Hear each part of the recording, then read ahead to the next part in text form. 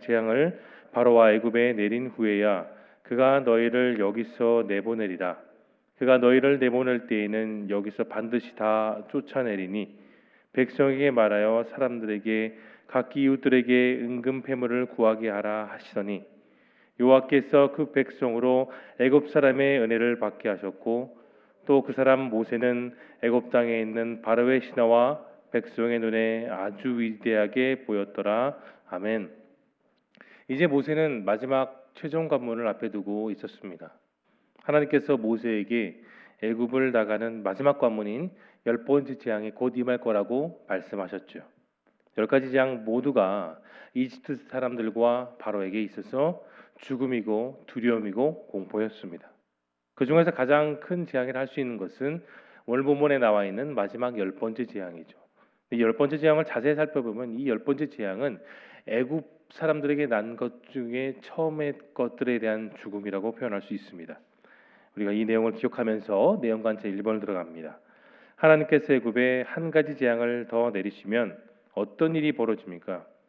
여러분, 하나님께서 오늘 본문 통해 말씀하시는 이 열 번째 재앙은 애굽 사람들에게 있어서 가장 큰 두려움의 대상이었어요. 재앙 중의 재앙.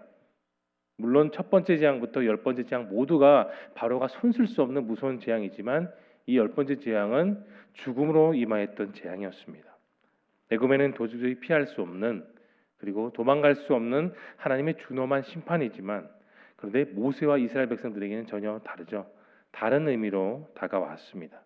그것은 백성들에게 있어서는 새로운 출발이고 보호와 자유를 상징하는 재앙이었습니다. 이 재앙을 통해 하나님은 드디어 이스라엘 백성들을 그 땅에서 출발시키셨습니다. 2번입니다. 바로는 애굽의 모든 정죄를 칠 것이라는 경고에 어떤 태도를 보입니까?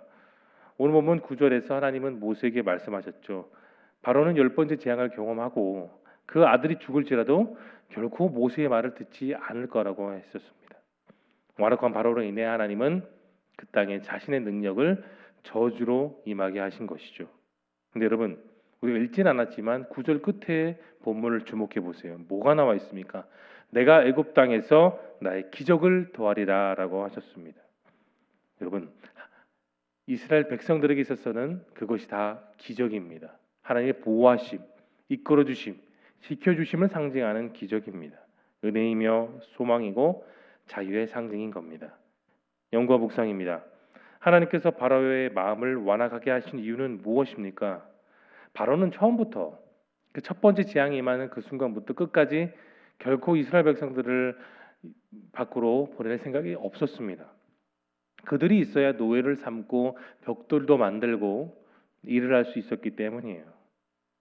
바로는 이스라엘 백성들을 사람 취급하지 않았습니다. 바로는 분명히 그가 회개하고 돌이킬 수 있는 여러 차례의 기회가 있었습니다. 두려운 재앙을 그가 직접 만나볼 때마다 하나님이 살아계시는구나. 모세를 통해 하나님이 그렇게 여러 가지 재앙을 나타내시구나 하는 걸 경험했어요. 봤습니다. 피부로 그리고 두려움을 몸소 느꼈죠. 모세를 통해 하나님이 지금 이집트 땅에 재앙을 내리고 계심을 믿었습니다. 하지만 그는 그 아는 것에 멈췄습니다. 더 나아가지 못하고 재앙이 이제 곧 사라지면 다시 언제 그랬냐는 듯이 모세와 하나님을 향해 완악한 태도를 유지했던 겁니다. 사랑하는 성도 여러분, 하나님의 경고는 출애굽 시대에만 바로에게만 적용되는 게 아닙니다. 창세기부터 지금까지 그리고 앞으로 예수님이 재림하시는 그날까지 요한계시록에 나와 있는 것처럼 그 환난과 재앙은 반드시 나타나게 되어 있습니다. 하나님의 증명하신 경고와 현상, 바로 그 시대 속에 우리는 살고 있는 거예요. 그런 경고 앞에 우리는 그냥 지나치고 간과해서는 안 됩니다. 듣고 보고 거기서 더 나아가 돌이키고 변화되는 그 자세를 통해 우리가 그 재앙을 은혜로 누릴 수 있어야 되는 겁니다. 그러나 성도라고 할지라도 그 재앙과 현상에 무시하고 안일하게 행동한다면 여러분 우리 또한 역시 그 재앙을 만날 수밖에 없는 사실을 기억할 수 있기를 바랍니다. 우리 몸에 만일 이상이 생기면 신호가 나타나는 것처럼 우리 영성도 여러분 마찬가지죠. 성령이 주신 그 신호에 온전히 깨어있고 반응해야 우리는 금방 회복을 할 수 있겠지만 계속해서 그 성령이 주시는 신호를 무시하면 우리는 엄청난 고난을 맞이하게 되는 겁니다. 잘못된 순간에 돌아오는 것, 그게 오늘 제목에 남아 있는 것처럼 빠른 길이고 회개입니다. 성령의 신호에 민감하게 반응하며 깨어 있을 수 있기를 소망합니다. 느낀 점을 보겠습니다. 하나님의 경고를 무시하는 자에게 심판이 임하고 돌이키는 자에게 구원의 은혜를 주시는 하나님을 보며 여러분 무엇을 느끼십니까? 하나님을 진심으로 사랑하지 못하고 단지 두려워하는 건 여러분 이런 의미가 있어요. 진심으로 하나님께 순종하는 마음이 전혀 없거나 그분께 저항하고 회피하려는 아담과 같은 속성이 있다는 거죠. 진정한 회개는 순종을 날마다 이루게 하고 세상이 주는 모든 두려움을 벗고 하나님이 주시는 참된 평안과 자유와 또 그 경외심을 이루게 하는 것, 그게 여러분 순종이에요. 사랑하는 성도 여러분, 내가 진심으로 회개하지 않고 다른 사람을 회개할 수 있다 말할 수 없습니다. 다른 이들에게 내가 만난 하나님, 나를 변화시켜 주시는 하나님, 나의 어려움 속에서 온전한 회개를 통해 역사하시는 하나님을 전할 수 있는 거죠. 회개를 기피한 사람의 말은 예리한 칼과 같아서 다른 사람의 심령을 온전히 찔러 쪼갤 수 있는 겁니다. 여러분이 잘 아시는 성 어거스틴, 그도 참 많은 방황을 하고 어려움 속에 살았죠. 그런데 어느 날 하나님 말씀을 접하고 깊이 있게 묵상하고 깨닫는 그 뒤에 자신의 욕망이 다시 스멀스멀 올라올 때 자신의 팔을 깨물며 또 기도했다고 합니다. 여러분이 잘 아는 마틴 루터, 종교 개혁자죠. 자신이 죄를 깨닫고 졸도하기까지 심각한 회개를 늘 경험하며 살았다고 그렇게 전해주고 있습니다. 우리가 잘 아는 시편 50편 17절 말씀, 하나님이 구하시는 제사는 상한 심령이라, 하나님이여 상하가 통회하는 마음을 주께서 멸시치 아니하십니다라고 다윗은 그렇게 고백했습니다. 여러분, 하나님은 자기의 죄를 깨닫고 깨어진 심령으로 애통하며 회개하며 하나님 앞에 모든 것을 쏟아내는 그런 한 명을 통해 기뻐하십니다. 그런 사람을 통해 하나님 나라와 의를 온전히 실현할 수 있는 겁니다. 예수님과 세례 요한이 복음을 전할 때 그 첫 번째 말씀 여러분 기억하십니까?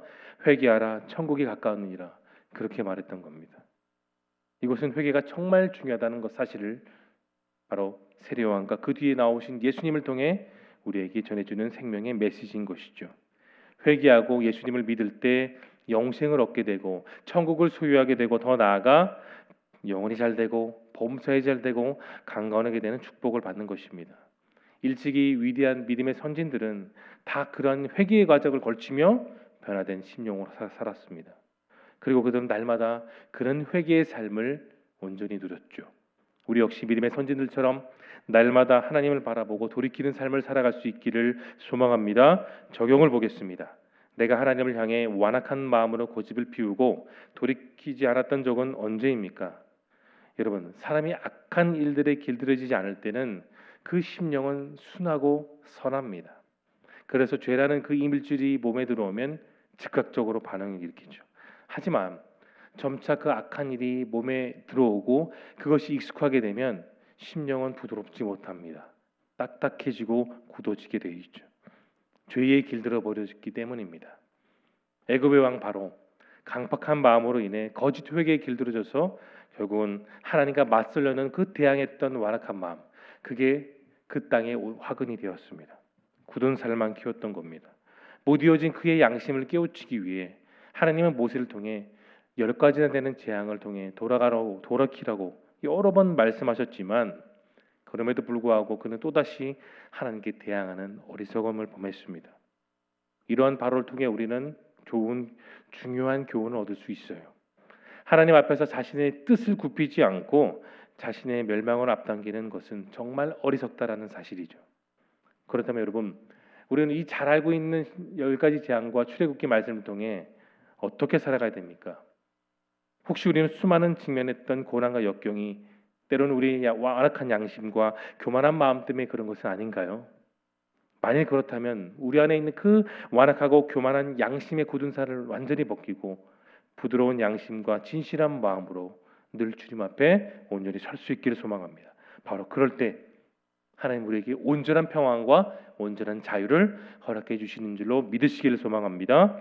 마지막 결단을 보겠습니다. 오늘 하나님 앞에서 교만한 모습을 회개한 후에 여러분 무엇을 실천하시겠습니까? 그런데 무엇을 하기에 앞서서 우리는 늘 우선순위를 바로 잡아야 됩니다. 가장 먼저 내 마음에 있는 그대로 그 심령으로 하나님께 고백하십시오. 감췄던 마음, 교만하고 때로는 나밖에 몰랐던 마음, 죄악에 길들여져 있었던 그 굳은 마음을 하나님께 모두 쏟아 부을 수 있기를 소망합니다. 언제나 하나님의 사람은 주님의 진노로 나를 책망하지 마옵시고 주님의 말씀으로 나의 영혼을 소성케 하옵소서라는 그런 기도의 고백이 절실히 필요할 것입니다.